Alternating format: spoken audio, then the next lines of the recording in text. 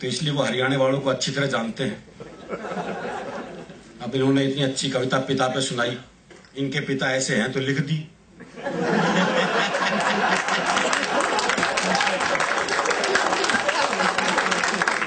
हमें पता है ना कि हमारा बाप कैसा है। हरियाणा में तो बाप बेटे की संबंध भी हास्य रस्मी है। वो एक बेटा रात को 9 से 12 पिक्चर देखने जा रहा था, तो बाप ने कहा अगर जागता हुआ हूं तो दरवाजा खोल दूंगा,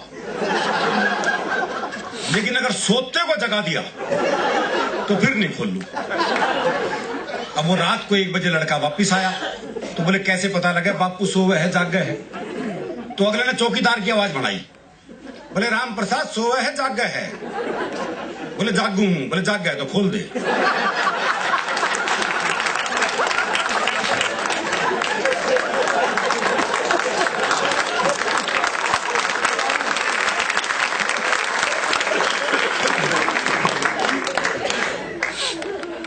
आलोक भाई ने बहुत बढ़िया बढ़िया गजलें पढ़ी,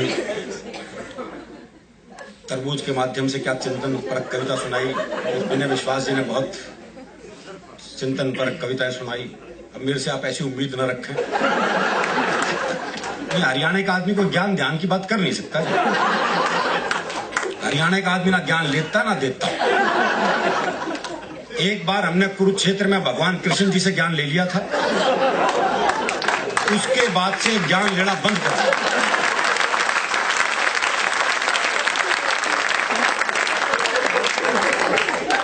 भाई जिसने कृष्ण जी से ज्ञान ले लिया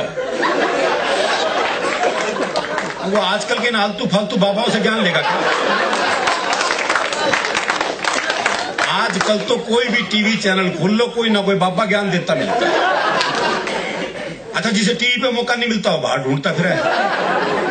वो हरियाणा में एक बाबा जी सुबह से परेशान, कोई मिला ही नहीं जिसे ज्ञान दे सके। सुबह से शाम हो गई तो शाम को देखा एक छोरा हाथ में दिया जलाए आ रहा है। बाबा ने सोचा मिल गया मौका। बोले बेटे तुम्हें पता है ज्योति कहां से आती है? बाबा ने सोचा ये जवाब देगा और मैं प्रवचन। लेकिन छोरा हरियाणा का था जी, उसने मारी दिया का फूंक। बोले बाबा ये बताइए ज्योति गई कहां?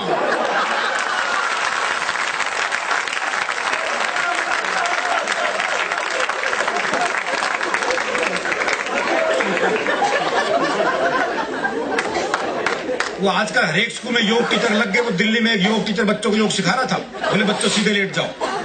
बच्चे सीधे लेट गए। बोले अपने पैरों से साइकिल चलाओ। वो सारे साइकिल चलाने लगे। एक पढ़ा रहा अपने हरियाणा का मस्त है। बोले तू साइकिल क्यों नहीं चला रहा? बोला मेरी साइकिल ढलान पे है।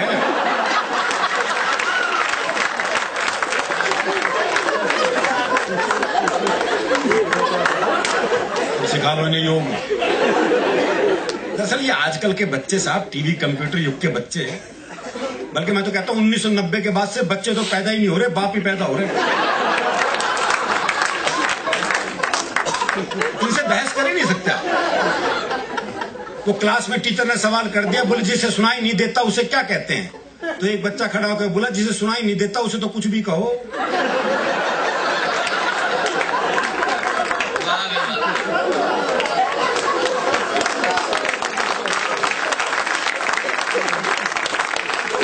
अच्छा, ये हरियाणा के ही बाप बेटे का संवाद हो सकता है जी। वो बाप ने बेटे से पूछा भाई तेरा रिजल्ट क्या रहा? बोला जी हमारा जो प्रिंसिपल है ना उसका छोरा फेल हो गया।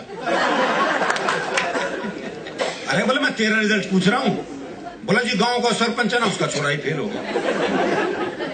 अरे बोले तेरा दिमाग खराब है, मैं तेरा रिजल्ट पूछ रहा हूं। अरे बोले वही तो बता रहा हूं, तू कौन सा प्रधानमंत्री लाग रहा है?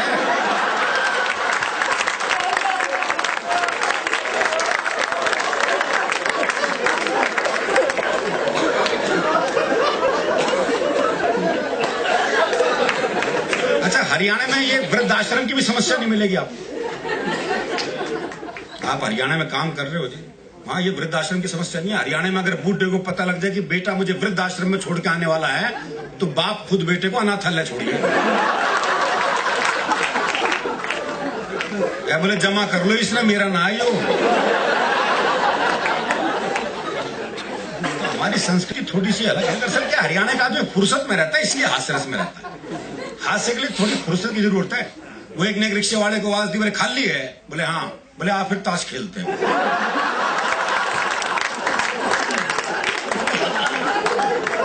इतनी फुर्सत जरूरी है।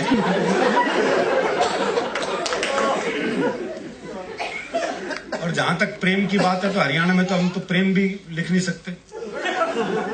आगे तो कोई भी नहीं लिख सकेगा जी।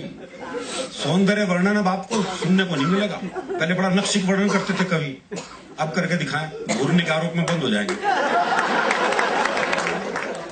अब ये काम खत्म हो गया। अब श्रृंगार रस तो बहुत ही मुश्किल में आ गया। अब तो कवित्रियां पुरुषों के सौंदर्य पे ही लिखेंगे बस। ये इनको घूरने का अधिकार है, कोई दिक्कत नहीं। अब हमारे दिन फिरने वाले हैं बस।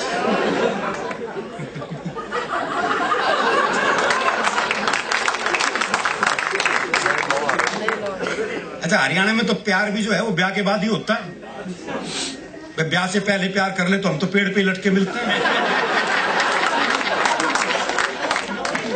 तो हमारे हरियाणा में तो प्रेम बड़ा मुश्किल है। वो एक लड़के ने एक लड़की से कहा, बोले मैं तेरे से ब्याह करना चाहता हूं। तो लड़की बोली, ये पुराना तरीका है, किसी नए ढंग से प्रपोज कर।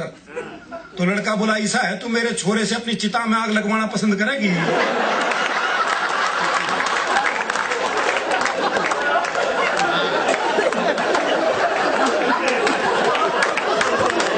विवाह का ये मौलिक प्रस्ताव हरियाणा में संभव है।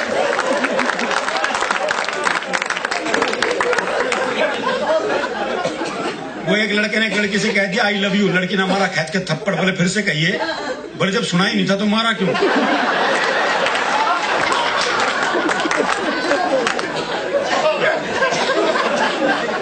हमारा प्रेम बिल्कुल अलग है जी, अलग तरह का मामला। वो कन्या नया ब्याह हुआ तो दूल्हा दुल्हन को छत पे भेज दिया।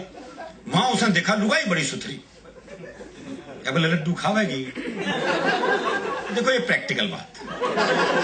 अगला जो ला सकता वही पूछ रहा है। मैं उसे पता है ब्याह का घर है, हाँ वर्दी नीचे जाके ले आऊंगा। लड्डू खावेगी, बर्फी ला दूं। इमरती खावेगी, जलेबी ला दूं।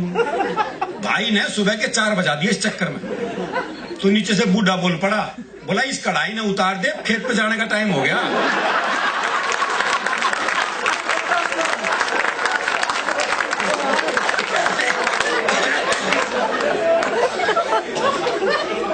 वो मेरे एक दोस्त हैं प्रहलाद जी, उनकी पत्नी का अपहरण हो गया। तो अपहरणकर्ता ने पत्नी की एक उंगली काट के साथ में चिट्ठी भेज दी। बोले 50 लाख रुपए भिजवा दो वरना डैश डैश डैश। मेरे मित्र ने वापस चिट्ठी लिखी। बोले उंगली किसी की भी हो सकती है, मुंडी भेज मुंडी।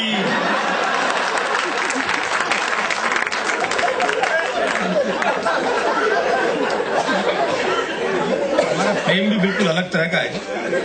वो एक ने अपने दोस्त को फोन किया, बोले यार शिमला जा रहा हूं, पत्नी को साथ लेके जा रहा हूं और सोच रहा हूं जाते हुए उसे किसी खाई में धक्का दे दूं। तो दोस्त बोला यार मेरी वाली भी ले जा। बोले ले तो जाऊंगा, अगर बुरा नहीं माने तो उसे वापसी में धक्का दे दूं।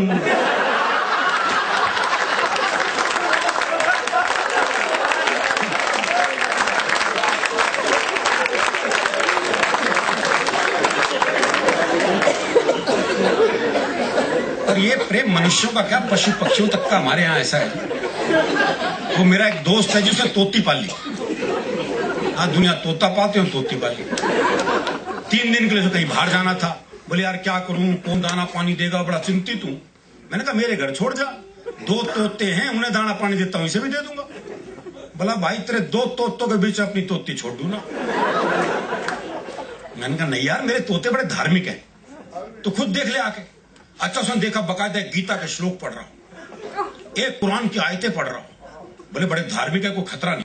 उसने तोती छोड़ दी। जैसी तोती पिंजरे में गई तो एक तोते दूसरे को कोहनी मारी। अरे बोले पूजा पाठ बंद कर, दुआ कबूल हो गई।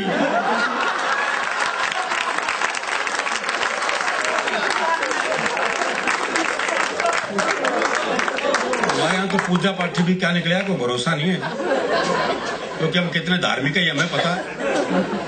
जब हम मंदिर जाते हैं जूते ऐसी जगह उतारते हैं जहां से भगवान भी दिखते हैं और जूते भी। बल्कि जूतों का दिखना ज्यादा जरूरी है।